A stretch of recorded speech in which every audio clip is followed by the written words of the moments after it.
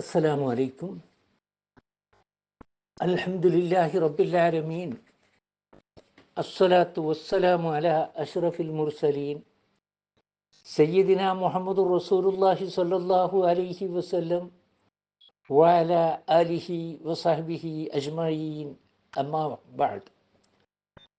അള്ളാഹുവിൻ്റെ അനുഗ്രഹത്തിന് നന്ദികേട് കാട്ടുകയും സ്വന്തം ആളുകളെ നാശത്തിൻ്റെ വീട്ടിൽ അഥവാ നരകാഗ്നിയിൽ ഇറക്കി വിടുകയും ചെയ്തതായ ആളുകൾ ഉണ്ടല്ലോ.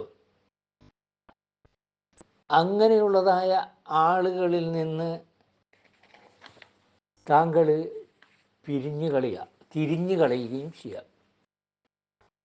മറിച്ച് താങ്കൾ വേണ്ടത് വിശ്വസിച്ചവരിലേക്ക് വരിക.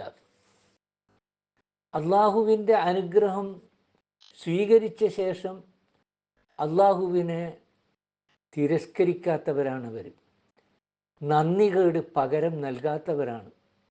അത്തരക്കാരിലേക്ക് തിരിഞ്ഞ് ഇബാദത്തിലൂടെയും സൽക്കർമ്മങ്ങളിലൂടെയും അനുസരണ വൃത്തിയിലൂടെയും അള്ളാഹുവിൻ്റെ അനുഗ്രഹത്തിന് എങ്ങനെ നന്ദി കാട്ടാം എന്ന് നീ അവർക്ക് പഠിപ്പിച്ചു കൊടുക്കുക.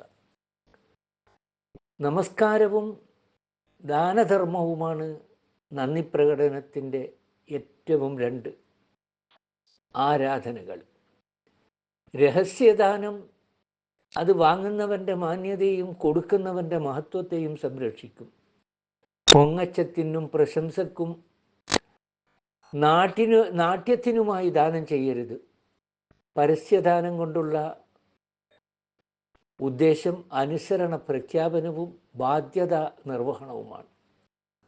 സമൂഹത്തിനകത്തൊരു മാതൃകയാണ് അത്.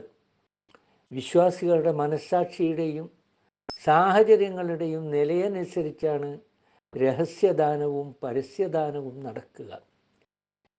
വ്യാപാരം വഴിയോ അല്ലെങ്കിൽ മറ്റൊരു ശുപാർശ വഴിയോ ഒന്നും വർദ്ധിപ്പിക്കാൻ കഴിയാത്ത ഖിയാമത്ത് നാൾ വരുന്നതിന് മുമ്പ് കൈവശമുള്ള നിക്ഷേപത്തിൽ നിന്ന് ചെലവഴിക്കാൻ നീ ആ സത്യവിശ്വാസികളോട് പറയുക. അത് കാരണമായി അവർക്ക് സമൃദ്ധി വരികയും അന്ത്യനാളിൽ ആ ദാനധർമ്മം അവർക്ക് പ്രയോജനപ്പെടുകയും ചെയ്യും. വആഖിറു ദഅ്വാനാ അനിൽ ഹംദുലില്ലാഹി റബ്ബിൽ ആലമീൻ. അസ്സലാമു അലൈക്കും.